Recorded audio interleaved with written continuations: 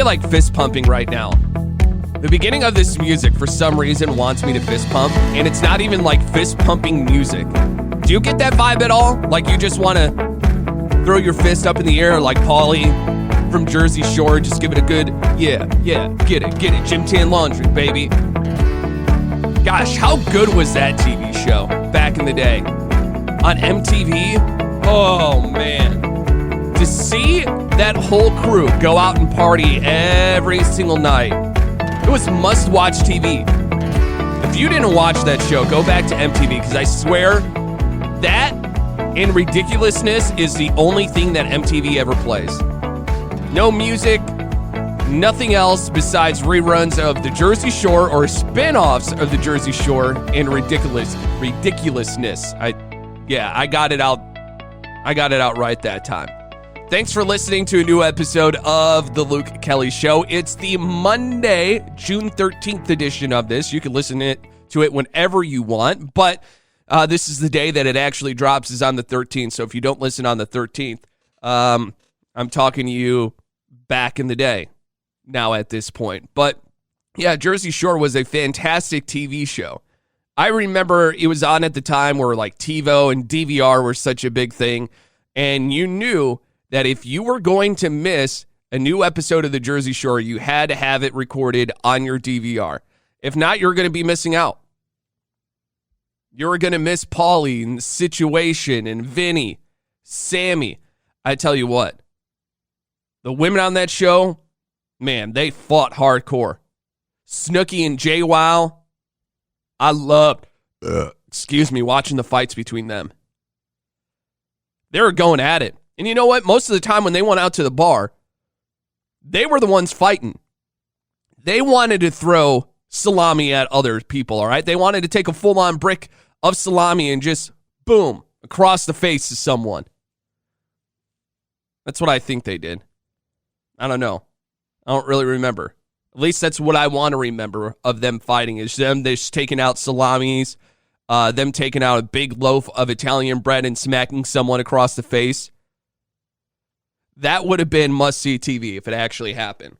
And if Celebrity Deathmatch were on at that time, which used to air on MTV, a lot of those characters should have been in some Celebrity Deathmatches. That would have been, oh man, you think Jersey Shore would have been must-watch TV? That would have been even more must-watch TV. Reality TV stars were kind of in the news last week. I don't know if you saw this, but the stars of Chrisley Knows Best, he's in some deep shit, all right? Some financial fraud hit him. I think we all saw this coming a mile away. There's a lot of rumors going on about this. But they were found guilty of conspiracy to defraud banks of more than $30 million in loans. That's why they're so damn rich all the time. Like, how does this guy make it? They always said that he was a real estate agent, a real estate guy that just brought in a whole bunch of money. Now we got answers. Now we got a lot of answers.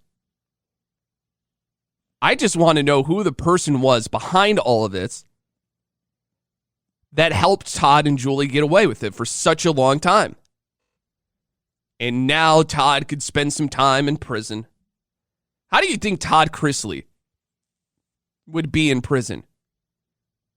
He's going to have to go to one of those fancy institutions. Not the regular, hey, this is prison. He's going to have to go, what do they call it? I think like a white-collar prison. He's going to have to go hang out in there away from the general public. Because if he is in the same confines of the general public, no way he would last more than 2 hours in there.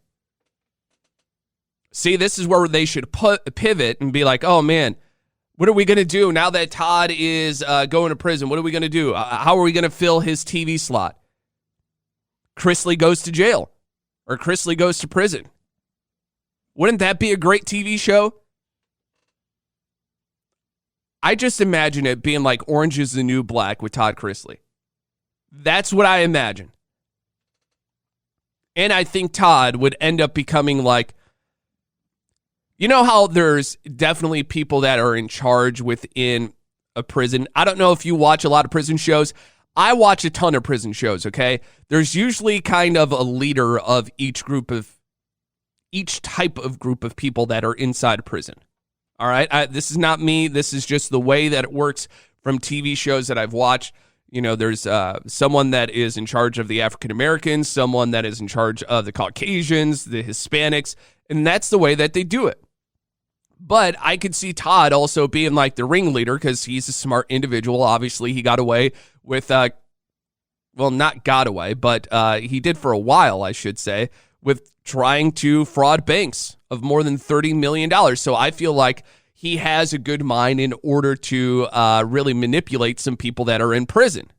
So I think that he could become some type of leader in prison. I'm sure there'll still be money for him to be able to get some commissary in prison, getting those honey buns to be able to pay off people. That's how it's probably going to work for Todd. There's going to be some money that he still has somewhere because someone is going to have to take care of the kids if Todd really does go to prison. I think I saw for somewhere up to 30 years. So stay away from committing fraud against banks because you go jail for a long time. If that does hold up. But I could just see it all. This would be must-watch TV. Networks really need TV ratings right now just because there's not a whole lot of stuff that's on TV that gets some good ratings unless it's a live sporting event. You put this on TV, prime time, there's going to be a lot of eyes on it. Glued to your TV back like it was the Jersey Shore days where you couldn't miss it because you didn't know what was going to happen that night. That's how I would feel about Todd Chrisley Goes to Prison. And now that sounds like an adult film star movie. That's what it really sounds like. I wish Todd all the best and whatever happens to him. If he ends up going to prison, I hope that he can survive prison. There's a lot of things that came out about Todd in this court case. He had an affair with one of his former employees. It was a guy that was like his right-hand man. I don't know if you've ever watched Chrisley Knows Best, but there was someone that worked for him for a very long time, and you could tell that the Chrisleys always took care of him, and it turned out that that was his partner for a little while, and was having an affair with his kind of assistant for a couple of years. So, I mean, there was a lot of things that came out of that. I think everyone kind of sensed that for a while with Todd Chrisley. Like, no one was really shocked. The TikToks on it were like, what was that one sound that, oh my God, you know which one of that I'm talking about. But, you know, be yourself. Be yourself. Who cares? If you want to live two lifestyles, go ahead, live the two lifestyles. Just be upfront. Don't try and hide it. No one's going to hate you for it. It's 2022. I need to take a sip of coffee. I need my fuel juice. When I say a lot of TV was in the news last week, one of my favorite TV shows of all time, Live PD, is kind of coming back. This was the show that I would fall asleep to every single Friday and Saturday night. It was on A&E. It was great television. It was canceled because there was a person, a civilian, that died on that show from some police brutality. And so they took it away for a while, and now it's going to be coming back. It's not going to be called Live PD. It's not going to be on A&E anymore. It found a new home. It's going to be on the TV station Reels, which I got to find out if I even have that one. And it's going to have a new name as well. They're just rebranding it all. It's going to be called On Patrol Live. It's going to be done by the same producers. Dan Abrams, the guy who was the host of it, is going to be hosting again. I don't know exactly if they're going to be bringing back some of the other police officers that were on that show with him that kind of would help Dan understand the situations that police officers were in at that time, or kind of going over the legal stuff. Like, hey, they had to do it this way because, it was great television. It was good to see how other officers could break down an arrest, could break down someone that was being pulled over. It was a really good show. It was very entertaining. Every Friday night, fall asleep on the couch watching that show because it was on late at night. It was on from, I think it started at 9 or 10 o'clock and went until like either midnight or 1 o'clock. And it was live. Some of it was live. Some of it was taped. But I always loved seeing the high-speed chases. Those were good ones. A high-speed chase. If you've ever seen one on Facebook, I feel like there's one every other week in LA. Or, probably every week. Probably almost every single day. Because I could go on Facebook and there's like, KTLA is live with a police chase. And it's their helicopter following a police chase. And no, it's not the white Bronco that's being followed this time. I just can't get over police shows, okay? I kind of alluded to it a little bit with Todd Chrisley, and how I think they should turn that into a prison show. Any show that involves prison, cops, whatever, I'm all eyes on. 60 Days In, that was a TV show that I really liked. I think I've watched almost every season now, and I still can't understand why someone would volunteer their time to go spend 60 days in prison. Some people, they'll fail out the first day. They'll get razzled by someone that is calling them a fat pig. Oh, it's good. That show is really good. But there's some people on 60 Days In that end up working their way all the way to the top.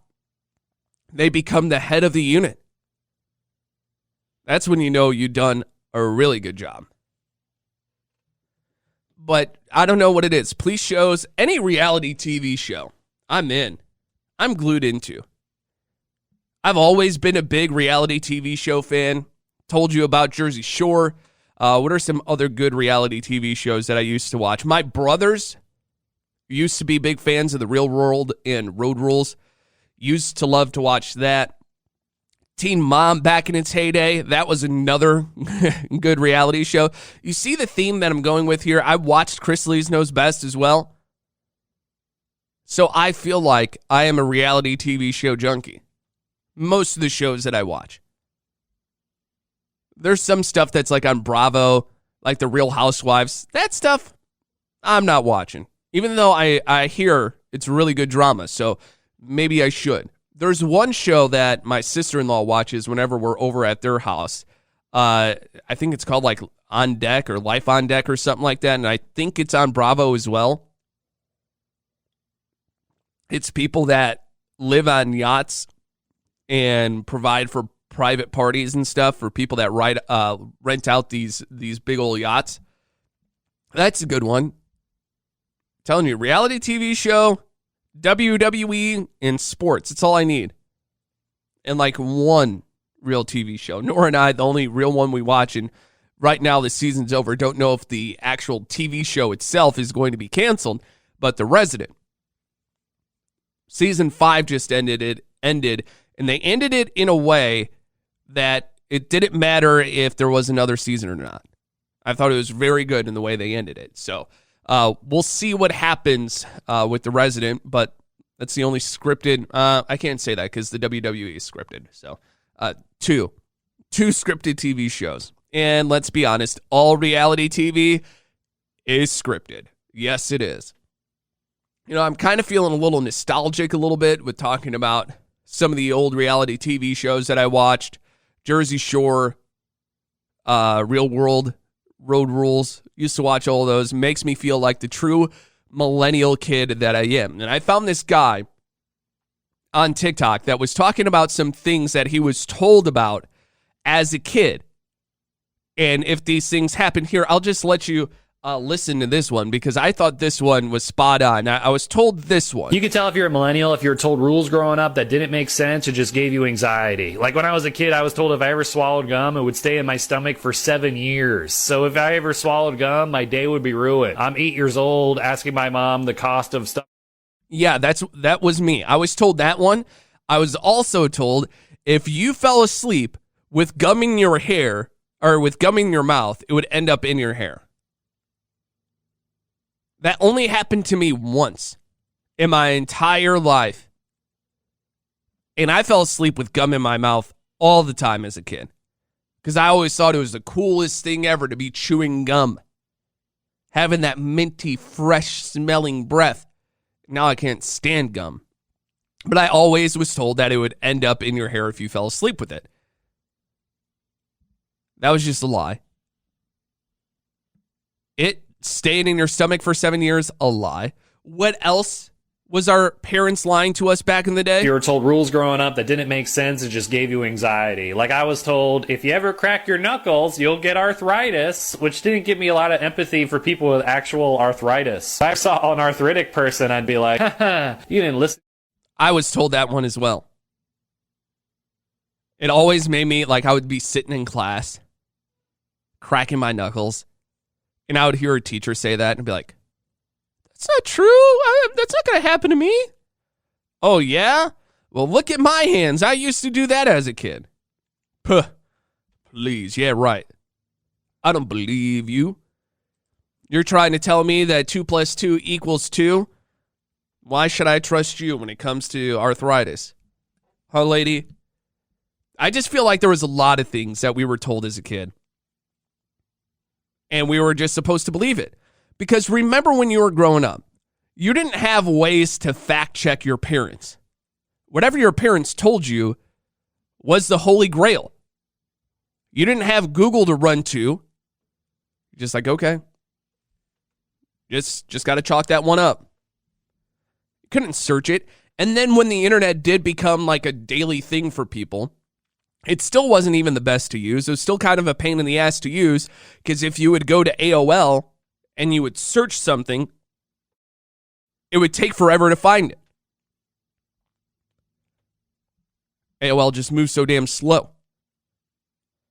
So I just felt like the gospel was told by our parents and our grandparents. And now you can hear children, and I find this funny sometimes when I'm out and about. When I hear children say, oh, no, that's not true. I looked that up on Google. So funny. Kids are able to learn so much stuff now on Google. They're able to find out everything. I remember as a kid, it was just whatever we were taught, we were taught. But kids can find it all out for themselves. And now as an adult, I have to find out things for myself. I have to learn for myself when it comes to doing things around the house. Like YouTube University is becoming my favorite thing to do. Like you got to go on there to be able to watch videos.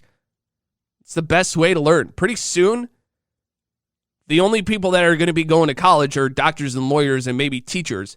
Everybody else is going to get their degree from YouTube, which is a lot more of an affordable option.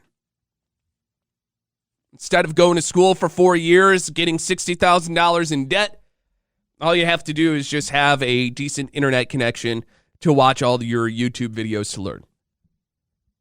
That's what we need. Great new way to get your education. YouTube University. And now I feel like you're going to go back and think about all those lies that your parents told you as a kid, and you're going to call their ass out on it. Listen here, mom and dad, especially do it to dad this coming Sunday for Father's Day. Call him out. Be like, Dad, you remember that one time you lied to me? You told me if I swallowed my gum, it would stay in my stomach for 7 years. You remember that? Liar. What else should I not trust you about? A lot of great dads have some good mustaches, and mustaches are something that are really coming back right now. I mean, they were starting to come back at the beginning of the year, and then Top Gun just, boom, sent it over the top. Now you go out in public, there are so many people with mustaches. That's why instead of doing like the top 3 TV dads for Father's Day week, I'm just going to do the top 3 mustaches of all time.